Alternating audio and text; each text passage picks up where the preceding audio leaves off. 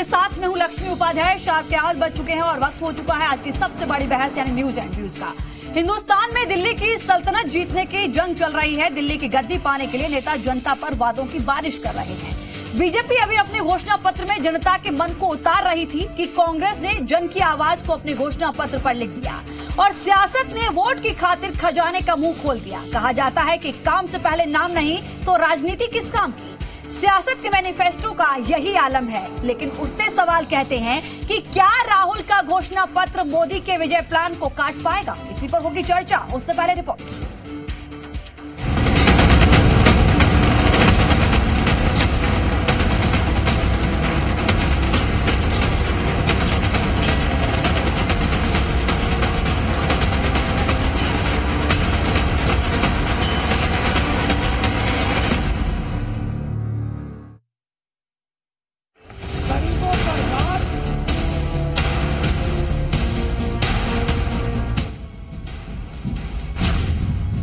ये ऐलान है जनता की भलाई का, जनता के द्वारा चुनी जाने वाली भविष्य की सरकार का कि अगर सत्ता में आए तो सांसों को भी चलने में सियासत सहूलियत देगी। किसानों से शुरू हुई कांग्रेस के वादों की बारिश युवाओं से लेकर गरीबों तक पर जमकर बरसी। गरीबी पर वार 72,000 के नारे के साथ मैदान में उतरी कांग्रेस ने पीएम मोदी पर जमकर निशाना साधा। 22 लाख सरकारी रोजगार खाली पड़े हैं, उनको कांग्रेस पार्टी मार्च 2020 तक भर के दे देगी। 10 लाख युवाओं को कांग्रेस पार्टी ग्राम पंचायतों में रोजगार दे देगी। गरीबों पर वार 72,000। नरेंद्र मोदी अनिल अंबानी को 30,000 करोड़ रुपए दे सकता है जेब में, पॉकेट में डायरेक्ट, तो कांग्रेस पार्टी 20% गरीब लोगों को पैसा दे सकती है। गरीबों के जेब में पैसा जाएगा, किसानों के जेब में डायरेक्ट पैसा जाएगा। नरेंद्र मोदी एक के बाद एक किसी न किसी चीज के पीछे छुप रहे हैं, मगर देश का प्रधानमंत्री देश की सच्चाई से नहीं छुप सकता है। देश की सच्चाई है कि नरेंद्र मोदी ने वायदा किया था अच्छे दिन की, मगर चौकीदार ने चोरी करवाई है। कांग्रेस ने जन की आवाज को घोषणा पत्र में उतारकर देश के सामने बड़े बड़े वादे किए। नौकरी से लेकर शिक्षा और अस्पताल की तबीयत बेहतर करने और देश की सुरक्षा से जुड़े कई वादे किए। राहुल गांधी घोषणा पत्र जारी करके घर भी नहीं पहुंच पाए थे कि वित्त मंत्री अरुण जेटली ने कांग्रेस के घोषणा पत्र को देश के लिए खतरा बताया। इस मैनिफेस्टो में ऐसे एजेंडाज हैं जो देश को तोड़ने का काम करते हैं, राष्ट्र की एकता के खिलाफ जाते हैं।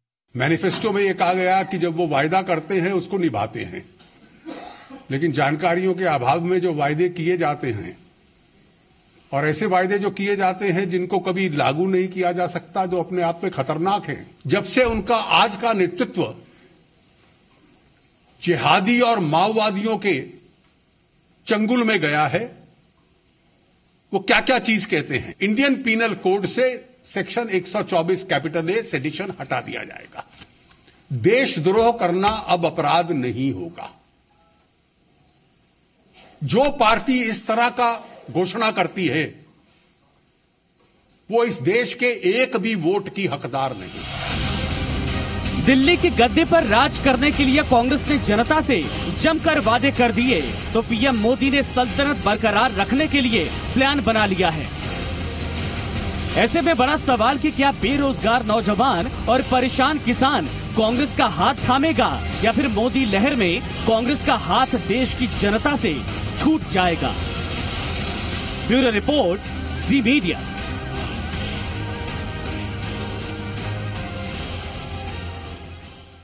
तो सवाल यही होगा कि मोदी को घेर पाएगा राहुल का घोषणा पत्र, कांग्रेस का मैनिफेस्टो मोदी के विजय प्लान को काट पाएगा, कांग्रेस के हम निभाएंगे के वादे के साथ खड़ी होगी देश की जनता।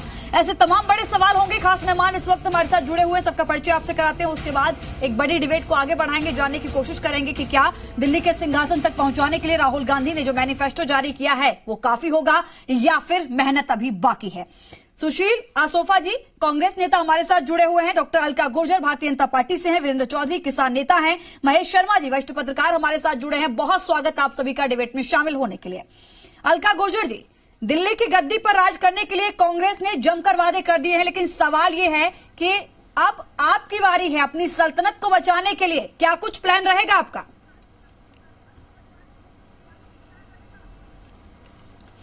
देखिए लक्ष्मी जी, ये घोषणा पत्र, अगर मैं कहूं, मैं इस घोषणा पत्र को दो भागों में बांटती हूँ। एक तो है आर्थिक पक्ष और एक है हिंदुस्तान की सुरक्षा से जुड़ा हुआ मसला। और ये माओवादियों और अलगाववादियां हैं, उनकी रक्षा करने वाला घोषणा पत्र है। हिंदुस्तान, ऐसा लग रहा है कि चुनाव हिंदुस्तान में हो रहे हैं और इसका घोषणा पत्र पाक के एजेंडा को सपोर्ट करने वाला हो रहा है। तो निश्चित रूप से हमको कोई खतरा नहीं है। ये वहां कश्मीर से जो इनकी ऐतिहासिक भूल है, गांधी नेहरू परिवार की ऐतिहासिक भूल, जो आज कश्मीर की समस्या है, वहां से ये सेना को डाइल्यूट करने के लिए कहते हैं। ये कहते हैं कि हम वहां से जो आर्मी स्पेशल प्रोटेक्शन एक्ट है, जिसके तहत आतंकवादियों को समूल नष्ट करने के लिए, जिसमें आज आर्मी बहुत सफल हुई है, उस एक्ट के तहत उस एक्ट को ये समाप्त करेंगे और अब क्रिमिनल जो है वो सारे मामले बिना सरकार की इजाजत के उनके खिलाफ लग सकते हैं। ऐसा नहीं है कि अभी तक इस बारे में कोई मैकेनिज्म नहीं था, मैकेनिज्म था और उसमें एक्शन भी हो रहा था, लेकिन ये आर्मी का मनोबल डाउन करने के लिए है। और अलगाववादी और जो भी आतंकवादी है, हमने उनकी सुरक्षा हटाई, उनकी संपत्ति हमने जब्त की, हमने उनको बैन किया और ये पुनः मूशिका भव की स्थिति में आकर कश्मीर की समस्या जो आज करीब करीब निपटने की ओर है, उसको वापस जिंदा करने की भारतीय जनता पार्टी कह रही है कि आप देश को बांटने की कोशिश कर रहे हैं, गंभीरता को नहीं समझ रहे हैं, उसको पुनः जिंदा करने के लिए कह रहे हैं। देखिए, मेघालय से 1 अप्रैल 2018 को ये AFPSA एक्ट जो है वो हटाने वाली भारतीय जनता पार्टी और PDP के साथ 3 साल तक सरकार चला करके हजारों करोड़ का भ्रष्टाचार जम्मू कश्मीर में करने वाली भारतीय जनता पार्टी को ये प्रश्न करने का तो कोई नैतिक अधिकार नहीं है। देखिए, और जिस दिन मेघालय में टोकना नहीं चाहती, लेकिन ये बहन जी, मैंने आपको टोका नहीं, मैं उनको क्लियर कर दूं, आपके दर्शकों का नुकसान हो रहा है। मेघालय में जब ये कानून हटाया इन्होंने, तो उस दिन शाम को प्रधानमंत्री जी अन्य उत्तर पूर्वी राज्यों में हटाने वाले थे, लेकिन ये हटाने की बात कांग्रेस ने नहीं कही है। लक्ष्मी जी, इसको क्लॉज को देखिए, उसमें ये लिखा गया है कि सेक्सुअल वायलेंस और टॉर्चर और जो सैकड़ों नागरिक वहां से गायब हो रहे हैं, उसके इश्यूज को एड्रेस करने के लिए, उनके मानव अधिकारों को एड्रेस करने के लिए आरोप लगाया जाता है। आप बोलने नहीं दे रही, आप या तो मेरी रक्षा करिए या फिर ये विधानसभा बनवा दीजिए। अलका जी, पहला राउंड है, लौटूंगी, पहला राउंड है, कमेंट करेंगे कि ताकि महिलाओं के साथ सेक्सुअल वायलेंस नहीं हो, टॉर्चर नहीं हो और जो नागरिक गायब हो जाते हैं, पता नहीं लगता है। सुशील जी, जो फिलहाल हालात बने हुए हैं, क्या आपको लगता है, एक सेकंड सुशील जी, जो फिलहाल हालात बने हुए हैं, क्या आपको लगता है कि इतना आसान होगा उस कानून को हटाना, और बहुत जरूरी है इन हालातों में? नहीं, फिलहाल हालात तो भारतीय जनता पार्टी की, भाजपा की जो सरकार ने जिस तरह से जम्मू कश्मीर को मिस हैंडल किया, इनका 2014 के घोषणा पत्र में कहा था कि इंसर्जेंस वो कम करेंगे, सीज फायर उल्लंघन कम करेंगे। 461 हमारे UPA 2 में हुए थे, 5400 से ऊपर सीज फायर उल्लंघन पिछले 5 सालों में हो चुके हैं। इंटरनल सिक्योरिटी और पाकिस्तान से खतरा तो भाजपा सरकार के समय उत्पन्न हुआ है। 12,000 को माफी थी। सुशील जी, 124 को कैसे डिफाइन करेंगे? क्वेश्चन तो इनके ऊपर देशद्रोह का कोई मामला दर्ज नहीं होगा, इनकी लापरवाही के कारण। सुशील जी, 124 पर आइए। देखिए, 4,500 हथियारबंद आतंकी थे, आज एक सेकंड, आने दीजिए ना, इनकी बात है। जो सवाल आपने किया मैंने वही किया, आने दीजिए ना, जो आपने सवाल किया मैंने वही पूछा जी। मैं घोषणा पत्र में हमने केवल ये कहा है कि 1958 का एक्ट जो है, उसमें बदली हुई परिस्थितियों में महिलाओं के साथ जो दुष्कर्म के मामले बढ़ रहे हैं, लोग नागरिक गायब हो रहे हैं सैकड़ों की संख्या में, उनके इश्यूज को एड्रेस करने के लिए जो जरूरत होगी उस प्रकार का अमेंडमेंट वो भी हम लोकसभा में लाएंगे ना। ठीक है, लोकसभा में अपोजिशन भी होगा। ठीक है, आपने कहा कि लोकसभा में लाएंगे, वो मुद्दा अपोजिशन पर भी डिपेंड करेगा। एक बेहद दो महत्वपूर्ण मुद्दे जिन पर आपने पूरा फोकस किया है, हटा चुकी है सुशील जी मोदी सरकार। 2 बेहद महत्वपूर्ण मुद्दे जिन पर आपने पूरा फोकस किया है, आपने कहा है फोकस किया 72,000 रुपए पे। सुनिए ना, पहला ये कि आप गरीबों को 72,000 देंगे। 150 दिन नरेगा के भी तो हमने कहे हैं ना। एक सेकंड सर, सुन तो लीजिए ना। पहला ये कि आपने कहा है कि हम गरीबों के खाते में 72,000 रुपए साल में देंगे। दूसरा ये है कि आपने कहा है कि हम नौकरियां मार्च तक फिल कर देंगे 20 करोड़। मेरा सवाल ये है कि जो आप वादे कर रहे हैं, क्या इसके लिए कोई आपने रोड मैप तैयार किया है?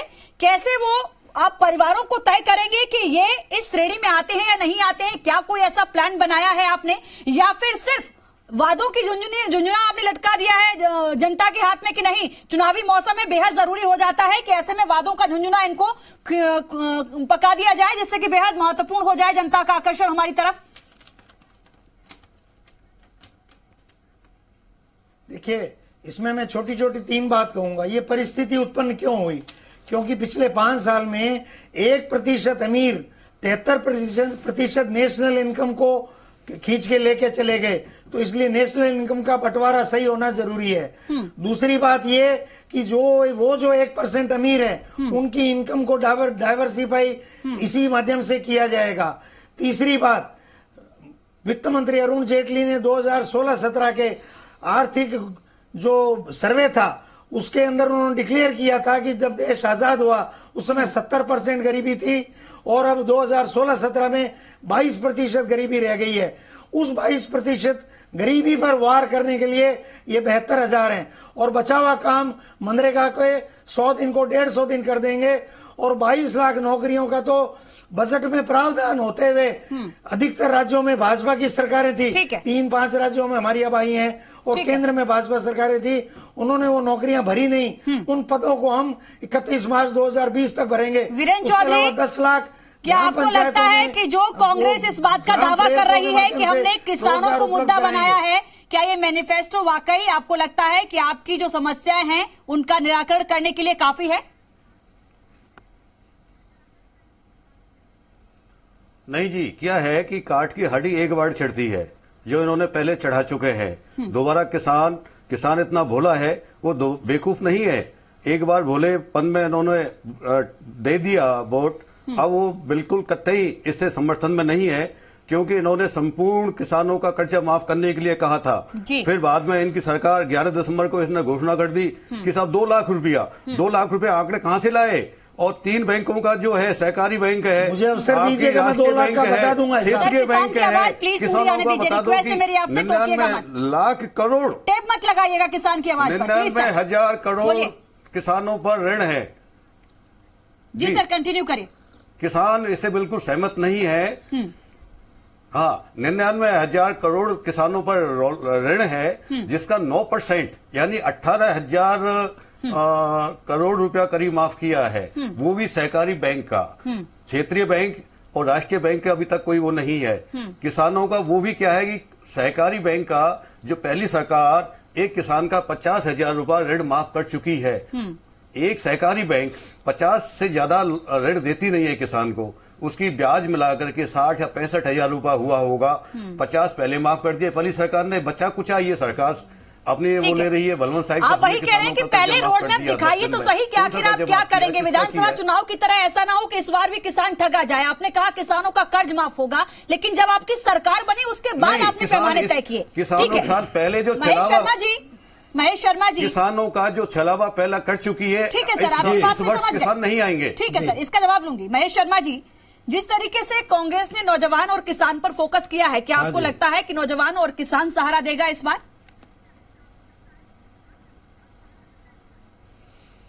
देखिए, जहां तक सवाल ये है कि कोई भी दल हो और चुनाव में अगर वो उतर रहा है तो उसको एक अपना एक रोड मैप बनाना पड़ता है कि वो देश को किस दिशा में ले जाना चाहते हैं। अगर इसकी मंशा को देखा जाए, इस घोषणा पत्र की मंशा, तो 2-3 चीजों पे है कि किसान को किसी न किसी तरह से जो उन पर जो ये कर्ज माफी को लेकर के जो मुकदमेबाजी वगैरह होती थी उसको उन्होंने हटाया है। तो एक ये सबसे बड़ी राहत तो एक तो ये किसानों के लिए ये है, क्योंकि उनके घर के सामने ढोल बजा बजा करके उनकी जो नीलामी होती है तो बड़ा वो दुखी होते हैं, उसका अपमानित महसूस करता है। अगर ये इम्प्लीमेंट हो जाता है, ये बहुत मतलब क्या कहता है ना, अच्छी बात है किसानों के हित की। जो आपने ये देखा होगा कि जो चाहे वो लेकिन सर क्या ये इस बात को बढ़ावा नहीं देता? और दूसरे क्या ये आर्थिक, एक सेकंड सर, क्या ये आर्थिक स्थिति पर बढ़ावा नहीं है? नहीं, इसका मतलब ये नहीं, कर्ज माफी उसके लिए उसको ढोल बजा के उसकी संपत्ति को नीलाम करना, इस तरह का जो है वो मतलब किन्हीं कारणों से, क्या फसल खराब हो गई या और मतलब क्या कहते हैं प्राकृतिक आपदाएं आ गई, उसकी वजह से मतलब क्या कहते हैं किसान जो कर्ज नहीं चुका पाया समय पे, उसके बाद में ये होता है कि उनकी सरकार मतलब क्या कहते हैं सहकारी विभाग जो है, जो आपका सरकार के जो है वो जाकर के वहां उसको रिकवरी करने के लिए वो ढोल बजाते हैं और उनकी संपत्ति को जब्त करते हैं। लेकिन अगर इसके विपरीत अगर उद्योगों की बात करें तो उद्योगों के लिए जमीन भी देते हैं, उनको पावर की सारी सुविधाएं देते हैं, सब्सिडी देते हैं, और उसे चलाने के बाद में अगर वो नहीं उद्योग नहीं चलता है तो उसको आगे बढ़ाने के लिए भी मतलब क्या कहते हैं ऋण और फैसिलिटी प्रोवाइड करते हैं। तो ये किसानों के लिए ये व्यवस्था नहीं है। तो इसमें क्या ये छोटे मोटे लोक लुभावन वादे काफी है या फिर जो हालात किसान के बने हुए हैं उसके लिए एक बड़ी सर्जरी की आवश्यकता है इस वक्त? वीरेंद्र जी नहीं, बिल्कुल सही है। देखिए आप ये पटरी पर लाने के लिए जो आपसे पूछ सर, मैं ये कहना चाह रहा हूँ, मेरा एक प्रश्न ये है, मेरा सवाल ये है, जवाब आपने मुझे बोला है ना नहीं है कि एक सेकंड सर, मेरा ये कहना है कि किसान कर्जे में क्यों आता है जी? किसान कर्जे में क्यों आता है? क्योंकि उसकी निश्चित जो खरीद है उसकी खरीद नहीं होती है, उसको समर्थन मूल्य मिलता नहीं है, बाजार में समर्थन मूल्य से नीचे भाव में उसको बाजार में बेचना पड़ता है। अगर सरकार हमारे इस निश्चित खरीद समर्थन मूल्य ले ले, समर्थन जो मूल्य है उसका 1.5 गुना अभी सरकार ने किया है कि लागत के आधार पर 1.5 गुना नीति बनाई जा रही है, बना दी है।